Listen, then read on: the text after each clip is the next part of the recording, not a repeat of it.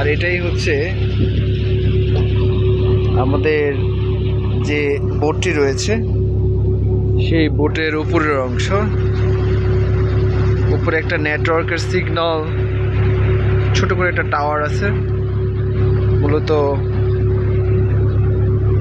এই টাওয়ার থেকে প্রতি মুহূর্তে সিগন্যাল যায় 30 কিলোমিটার পর্যন্ত। তারা রেকর্ড করতে পারে, 30 কাভার করতে পারে। 30 কিলোমিটার পর্যন্ত যদি কোনো জাহাজ থাকে তাহলে সেটা কাভার করা যায়। আমাদের জাহাজ আস্তে আস্তে পয়েন্টের দিকে পৌঁছাচ্ছে। দর্শক, আপনারা যে দৃশ্যটি দেখতে পাচ্ছেন এটা মূলত তখন দুপুর হয়ে গিয়েছিল। এটা ছিল আমাদের এই ডাইনিং টেবিলে আমরা থেকে আমাদের এই জাহাজটি যাত্রা শুরু করেছিল। আর আমরা ইতিমধ্যে প্রায় আরও 3 থেকে 3.5 ঘন্টার মতো লাগবে আমাদের মোটামুটি চাঁদপাই পয়েন্টে পৌঁছাতে। আমরা একদম শেষ কটকা পয়েন্ট পর্যন্ত গিয়েছিলাম, কটকা কচিখালি। আমাদের প্রথম যে নদীটি ছিল সেই নদীটি সম্ভবত নদীর নামটি ভুলে গেছি। তারপরে নদীটি হচ্ছে সুবুদ্দির পরে আমরা শৈলা নদী হয়ে পশুর নদীতে যাব। মানে শৈলা অবধি গেলে আমাদের মনে হয় আমরা পৌঁছে যাব চাঁদপাই পয়েন্টে। আপনারা এই সুন্দর ভিউটি দেখতে পাবেন। ঠিক আমার পিছনে তাকালে আমরা ঠিক ওখান থেকে যাত্রা শুরু করেছি। এই নদী হয়ে আমরা কিন্তু আসছি।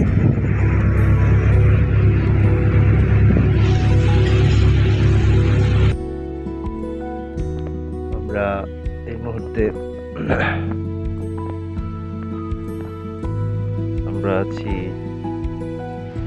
সুন্দরবনে।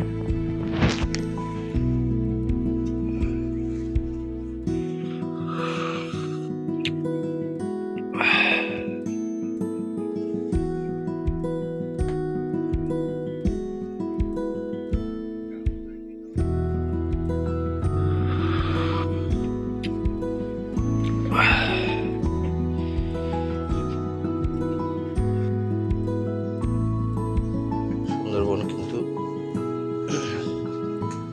আসলেই সুন্দর। এগুলো পিছলে হয়ে গেছে, তাই হাঁটার সময় বি কেয়ারফুল। অসাধারণ দৃশ্য।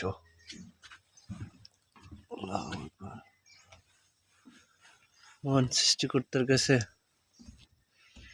কৃতজ্ঞ যে এরকম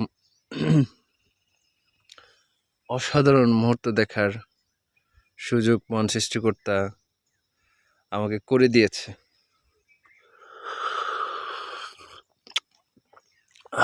আমরা আছি এই মুহূর্তে সুন্দরবনের আন্দারমানিকের পরে এটা কটকা পয়েন্ট। ওই দূরে একটা ওয়াচ টাওয়ার দেখা যাচ্ছে, মূলত সেটাই বোধহয় কটকা পয়েন্ট। এবং কটকা পয়েন্ট থেকে আমরা তারও গহীনে যাত্রা শুরু করব। আমার কাছে যেটা মনে হলো, পশুর নদীর এটি একটি অংশ।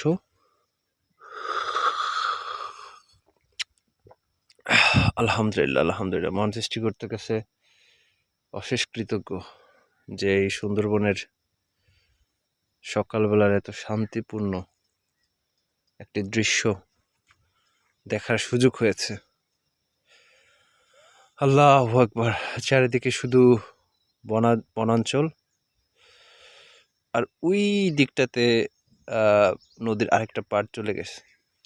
আমি বোধহয় সকালে একটা জেলের নৌকা দেখতে পেয়েছিলাম।